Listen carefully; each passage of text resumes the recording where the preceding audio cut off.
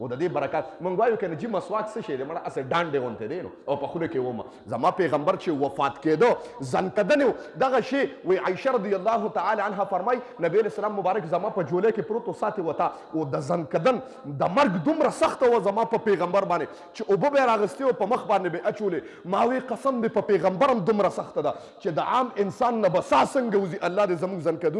زنکدنونه آسان کړي ټول وایي امین وی زه پوه شم وی زما رور راغی عبدالرحمن ابن ابي بکر راننوته لاس کې ورسره مسواک و وی نبي رسول الله خو خبرې نه شو کولې د مرګ دومره سخته وه وی اشاره یې کوله ما ورته وی د الله رسوله څه وی وی مسواک ته وی د عبدالرحمن نه مې مسواک واغست سخت و ما ورته وی د الله رسوله خوله کې دله نرم کړم ما ته وی او نرم کا وی په خوله کې مې مسواک نرم کړ وی عایشه وی د ټولو نه لوی فضیلت زما دپاره دا دی چې زما او د پیغمبر لاړې الله یو ځای کړي دي ما مسواک ورکړه ما محترم وی نبي رسول الله خوله کې مسواک و او د دنیا نه وفات شي لاړ هسې یو ایمان داسې خرابوي لکه څرنګه چې مصبر شات خرابوي ننني درس کې د دروغو او د رښتیاو متعلق ذکر دی نبی علیه الصلاة والسلام مبارک فرمایي چې الصدق بر وی دا رښتیا ویل هم یوه نیکي ده او هره نیکي یهدی الی الجنت دا نیکی به تا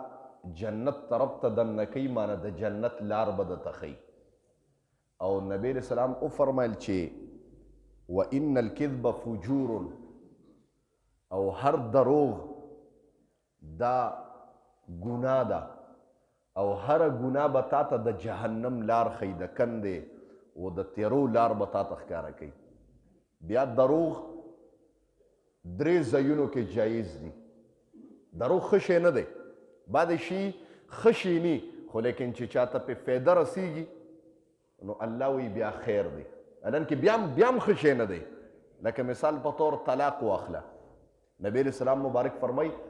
ابغض الحلال عند الله الطلاق په حلالو کې الله ته مبغوض شی طلاق دی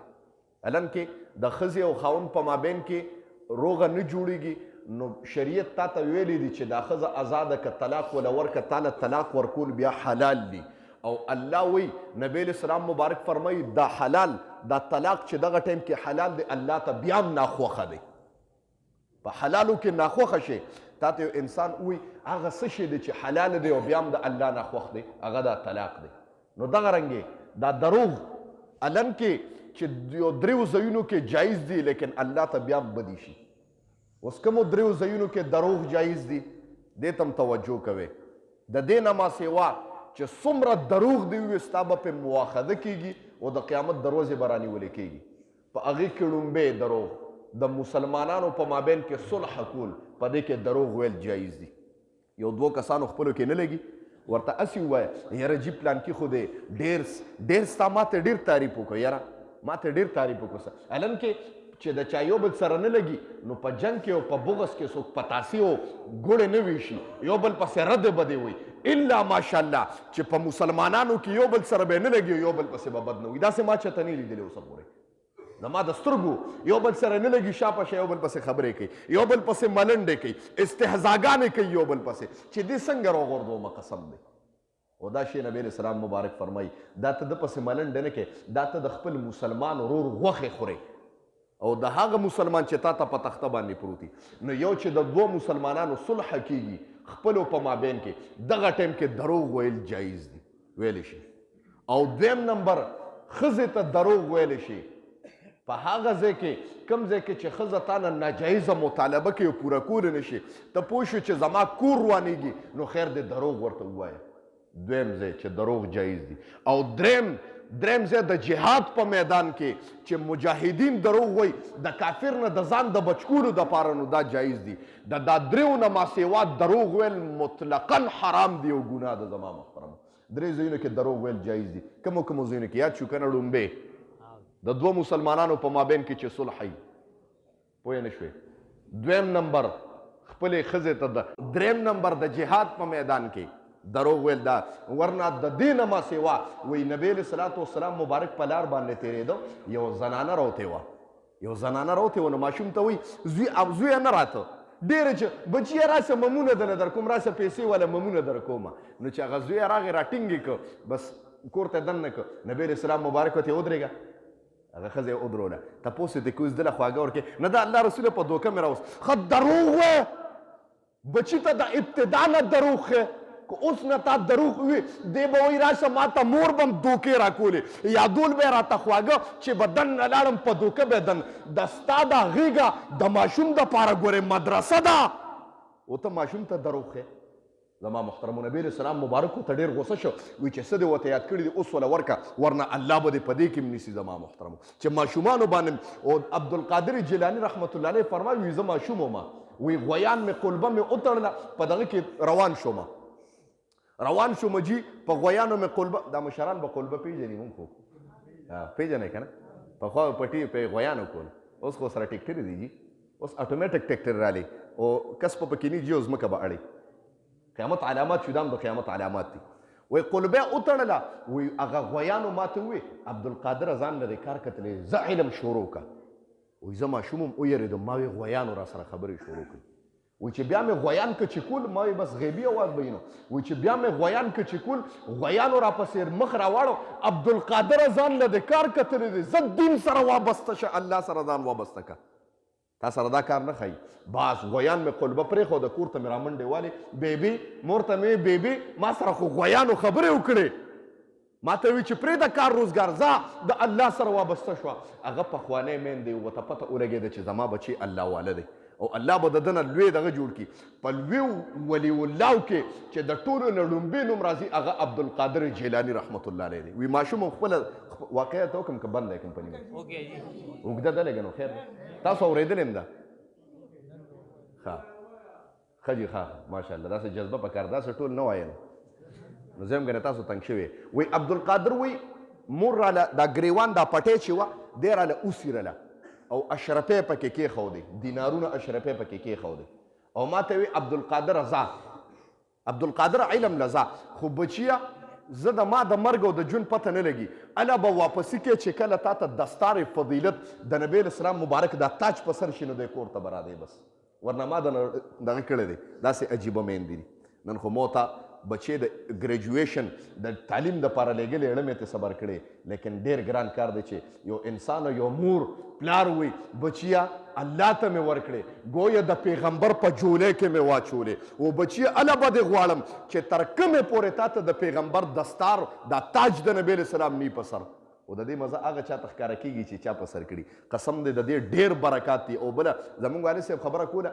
وایي پټکې به ما و ما ته د پټکي دغه معلوم شوی وي ما هیلمټ نه په سر و زموږ والد صاحب اکسیډنټ وکړ را پرېوته پټکې په سر و ټول خوږ و وایي صرف پټکې مې په سر و الله مې سر بچ کړی و د پټکي په برکت باندې زما والد صاحب بیا یو جمله وفرمایله وایي زه خپل طرف نه وایم که یو انسان پټکې والي عام سړی وي پټکې والي د اکسیډنټ وکړه قیامت به سبا شي خو د ده سر ته به زغم ونه رسي زما محترم او دا حق خبره ده ځکه دا پټکې نه دی دا عام شی نه دی دا د پیغمبر تاج دی زما محترمو او د دې برکات موږ وایو که نه جي مسواک څه شی دی مړه هسې ډانډې غوندې دی نو او په خوله کې ومه زما پیغمبر چې وفات کېده زنکدن و دغه شی وایي عایشه رضی الله تعالی عنها فرمایي نبی علیه السلام مبارک زما په جوله کې پروت و ساتې وته او د زنکدن د مرګ دومره سخته وه زما په پیغمبر باندې چې اوبه به یې راغستې او په مخ باندې به یې اچولې ما وی قسم دی په پیغمبر هم دومره سخته ده چې د عام انسان نه به سا څنګه وځي الله دې زموږ زنکدنونه آسان کړي ټول وایي آمین وایي زه پوه شم وایي زما رور راغی عبدالرحمن ابن ابي بکر راننوته لاس کې ورسره مسواک و وایي نبي علیه السلام خو خبرې نه شوې کولې د مرګ دومره سخته وه وایي اشاره یې کوله ما ورته وایي د الله رسوله څه وی وایي مسواک ته وایي د عبدالرحمن نه مې مسواک واغست سخت و ما ورته وایي د الله رسوله خوله کې دله نرم کړم ما ته وایي او نرم که وایي په خوله کې مې مسواک نرم که وایي عایشه وایي د ټولو نه لوی فضیلت زما دپاره دا دی چې زما او د پیغمبر لاړې الله یو ځای کړي دي ما مسواک ورکړه د ما محترم نبی علیه السلام خوله کې مسواک و او د دنیا نه وفات شي لاړ هسې یو ډکې غوندې ښکاري خو د پیغمبر ویلی دي نو وایي عبدالقادر د کور نه روان شه بچیه صرف یو نصیحت کوم نور سرونه درته نه خوږوم یو نصیحت کوم یو او بچی یا به یم یا نه، یا به ملاقات کیږي یا نه. علم کې خو یو په زندګۍ کې یو خبره یاد ساته، بچیا دنیا دې قطع شي، مانه ورځ د شپې سره وجنګېږي، اسمان دې د ځمکې ته راغورځېږي، دا دنیا دې اړې ګړې شي، پتا باندې دې سخت راشي، ستا په سټ باندې دې توره پرته، خو بچیه ګورې یو نصیحت یاد ساته، په ژوند کې دروغ ونه وی، بس دا یو نصیحت. او زه بچیه ما بخلې په دواړه مخه باندې ښکل که عبدالقادر لی ګریوان کې دغه واچولې ماشومې رخصت که د قافلې سره، وی قافله لاړه، دا پخوا به قافلې لوټلې، د قطاع الطریق عربی کې ورته قطاع الطریق ویل کېږي، کوم کسان چې دا لارې شو کوي، په لارو کې ناستي موټرسایکلې الي د خلکو نه او دا ګاډي ماډي پیسې میسې الي، دا و پخوا مخوا هغوی به قافلې لوټ کولې. وی په قافله باندې ډاکوانو سردار چې کوم دی نو ډاکه وغورځوله، ټول خلک یې ونیول، سی پکې مړه کړه. وی زه ماشوم وم، زه م ولاړ وم، وی هغه ډاکوانو ما له تالاشي مالاشي واغسته، ما سره څه ونه نیوله. نو یا سردار ما ته رانږدې شه، په ګونډانو کېناست ښکته، وی ما ته وی چې تالاشي واغېسته نو څه نو، نو ما ته وی تا سره څه نشته، تا سره څه نشته؟ نو ما ورته غږ نه کړو، ما ته وی بچیه تا سره څه شته؟ هغه ډاکوانو هغه سردار ما ته ما ورته او شته را سره. بچیه تا له خو م تالاشي واغېشتله، نشته در سره، دروغ وی؟ نه، وی ما ته مور ویلي دي چې دروغ به نه وی، دروغ زه نه ویم، شته را سره. ښه کوم دي در سره؟ دا ګریوان یې ورته داسې کوي، دا وګوره ګریوان، وی دې کې اوس نشته، وی دا ګریوان چې کوم ځای کې د ستن تار ګنډل دي، دا اوس پړه چې هغه اوس پړ د 40 دینارونه او اشرفۍ ته رابار کړي، وی دا دي که نه را سره؟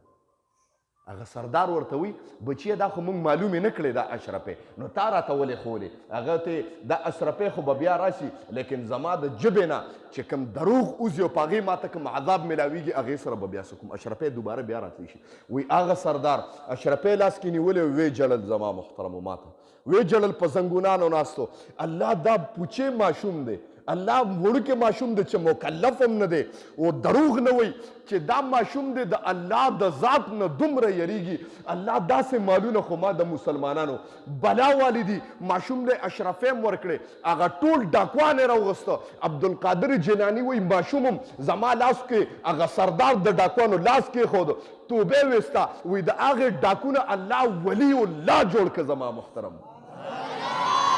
دا اوس د څه په برکت باندې جي؟ دا د دروغو په برکت باندې، د دروغو په برکت باندې چې دروغ یې ونه وي، د دروغو نه ځان بچ که. ګویا د دروغو او د رښتیاو په برکاتو کې فرق دی. د دروغو دا برکت دی چې ظاهري برکت دی، بس هغه ټایم کې به تا بچ کی، لیکن غټ برکت او نقصان یې دا دی زما محترمو چې یو لوی درز به دله راشي، پوه به نه شي، بچې به دې بیمار شي، ښځې ته به دې غټ تکلیف پېښ شي. دغه مال دی چې دا تا په دروغه باندې ګټلی دی زما محترمو. او یو خبره کوم چې څومره انسان دروغ ویلی دی، توبه وباسه، الله ته وجاړه. الله ما په زندګۍ کې ما ډېر دروغ وی، د خپل نفس دپاره، اولاد دپاره، ذات دپاره، الله زمانه پکه الله نن د پسه به رښتیا ویم. او زه خبر هم کوم په دا درس کې د نبی علیه السلام مبارک کتاب ته ناستم، قسم د یو هفته رښتیا ووایه، د رښتیاو مزه، برکات، عظمت، لذات او سکون واخله، قسم دې په جیب کې به اتانیز نه لري او نه به دې من غټېږي زما محترمو. بس وجاړه دلته الله ته الله وی ستا درد راغلی م ستا د پیغمبر کتاب ته په جړه کې ډېره. وی سلیمان بن یسار رحمت الله علیه حج نه په قافله باندې ته وی قافلې پړو وکوي، هغه ملګري بازار ته راړه، دی په خیمه کې یوازې ناستو. خو دا سلیمان بن یسار رحمت الله علیه ډېر ښکلی و، الله ډېر حسن ورکړو. یو زنانه خیمې ته راننوته، چې خیمې ته راننوته په خپېمانتیا او په جړه الله ډېر خوشحالېږي چې توبه وباسې. وی زنانه راوغوښته، ما ته زنانه وی چې ما له څه راکړه، نو ما ته ترکاري ورکوله. دې خبرې ته توجه کوئ اوس. وی ما ته وی نه ما له څه ښه راکړه، نو ما ته یې ښه څه غواړې، ما سره ښه څه نشته. ما ته وی ته پوهېږې زم نوجوان یم او ته م ښکلې نوجوان یې، ښځه به د سړي نه ښه څه مطالبه کوي، خو زما شهوت پوره که بس. وی دی وی سلیمان بن یسار وی ما ته چې زنانه دا وی په خیمه کې یوازې وم، وی مې جړل، په جړا شوم ورته او جړل مې. وی هغه زنانه وزیر رضا کولم، ما ته یې ولې جاړې؟ هغه زنانه په ناسته باندې خپېمانه شوه، دومره مې وجړل چې زنانه واپس روانه شوه. وی په جړا کې مې خوب راغی. وی په خوب کې راله یوسف علیه السلام مبارک راغی او ما ته وی سلیمانه تا خو هغه کار وکړه کوم کار چې پیغمبرانو کړی دی زما محترم. او تا صرف ته چې د زنا نه نن بچ شوې په جړا باندې بچ شو زما محترمو چې تا الله ته وجړل زه یم که زه د جهنم نه بچ کېږم یو خبره کوم 2 قطرې الله ته ډېرې خوښېږي دا خبره یاد ساته 2 قطرې دا 2 قطرې ستا دپاره د جنت ته دننه کېدو سبب دی یو هغه د وینې قطره چې د الله په لار کې توی شي یو هغه اوښکې د اوښکې قطره چې هغه ستا نه وبهیږي توی شي دنه الله دا ستا د یرې د وجې نه الله به وایي قسم دی یو سړی د اوښکې د قطرې د وجې نه وایي الله یې د جهنم فیصله کړې وه دې بڼو ورته ووې الله وایي داسې یو زمانه راغلې وه چې موږ ستا د یرې نه د ده د سترګو په اوبو باندې لمدې شوي یو الله وایي قطره به یې دلې وه وایي او زه د یو قطرې باندې مې جنت ته دننه کړې زما محترم